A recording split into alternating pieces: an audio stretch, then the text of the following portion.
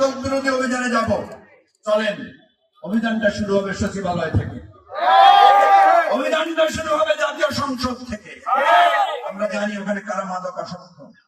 আমি নিজেও মনে করি আপনাদের সাথে আমার হয়তো চিন্তার বিরোধ আছে, কিন্তু তাই বলে আমি আপনাকে বুঝাইতে পারি, আপনি আমাকে বুঝাইতে পারেন, কিন্তু আমি আপনাকে হামলা করতে পারি না, আপনি আমাকে হামলা করতে পারেন না। আমরা খুব অবাক হই, ইলেকশন আসলে আমি দেখি আমাদের নেতারা কোথায় যায়, সবাই মাজারে যান। ইলেকশন আসলে মাজারে যান, ইলেকশনের সময় মাজারের দরকার হয়, ইলেকশনের সময় মাথায় টুপি করে মসজিদে যান, মাজারে যান।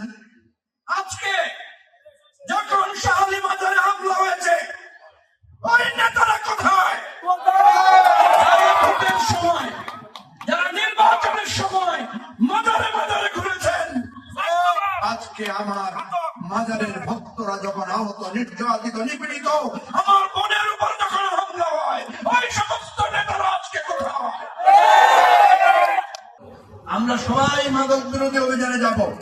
চলেন, অভিযানটা শুরু হবে সচিবালয় থেকে, অভিযানটা শুরু হবে জাতীয় সংসদ থেকে।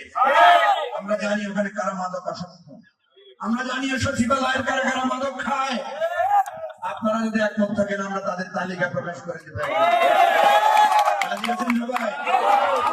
ঠিক আছে, ওই পুলিশ অফিসারদের মধ্যে যারা মাদক খায়, আমরা তাদের নাম প্রকাশ করব।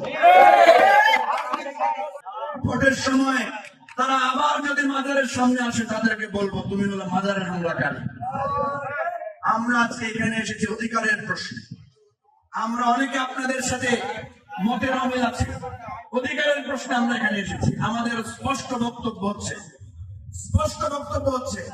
যে মাজার বলেন আর যেখানে বলেন, আপনার বিরোধিতার টেবিলে থাকবে।